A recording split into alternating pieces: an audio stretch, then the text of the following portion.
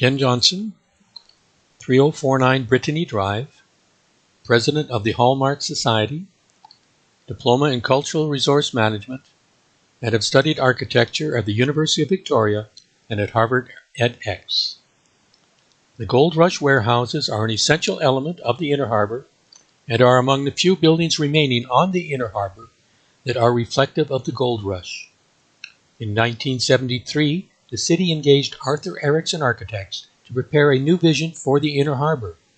Their report noted that the area line between the Johnson Street Bridge and the Reed property has the oldest stone buildings in Victoria, perhaps even the most unique ones in Canada west of Toronto.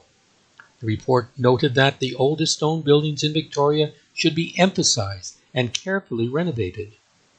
This report also urged that the city adopt a policy of low-rise buildings along the waterfront, with building height increasing as development moved eastwards.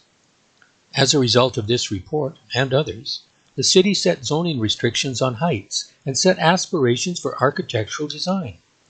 Unfortunately, though, these changes did not alter the allowable floor space ratio in the area, resulting in the construction of the Victoria Regent Hotel.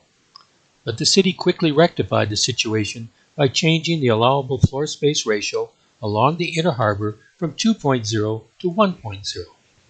The property known as the Gold Rush warehouses are currently zoned to a floor space ratio of 1.0.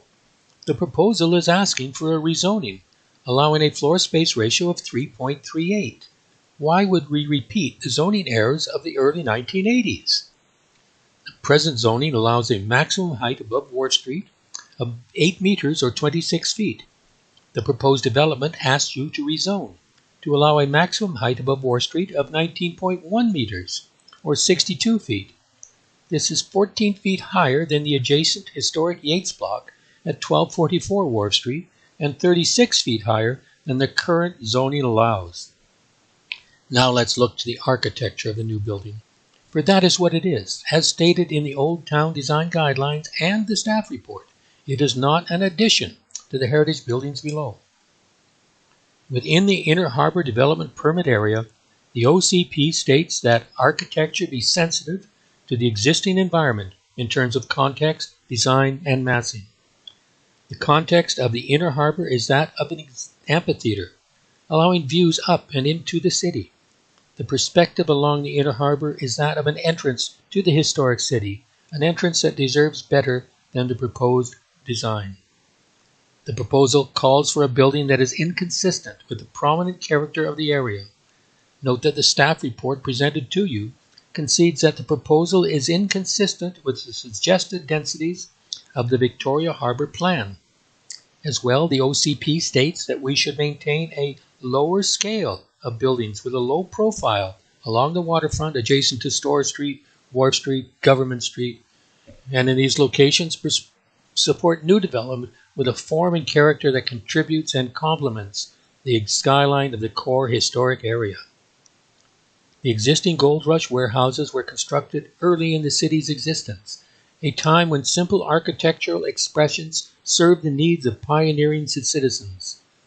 Their design was one of function driving the form of the structure, vernacular, solid, and capable of lasting for centuries. And finally, massing. Here is where this development completely misses the boat. The OCP sets out a vision to create a living and breathing Old Town. This proposal imposes a heavy weight upon the two historic buildings, smothering the life out of them, crushing them beneath the visual mass of the 4 stories above. The proposed massing results in the visual destruction of the oldest stone buildings in Victoria forever. There is no balance here.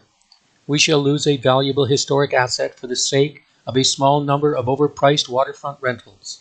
We can do better. The property is adjacent to a public wharf. It is suitable for sustainable marine tourism or an ocean innovation center.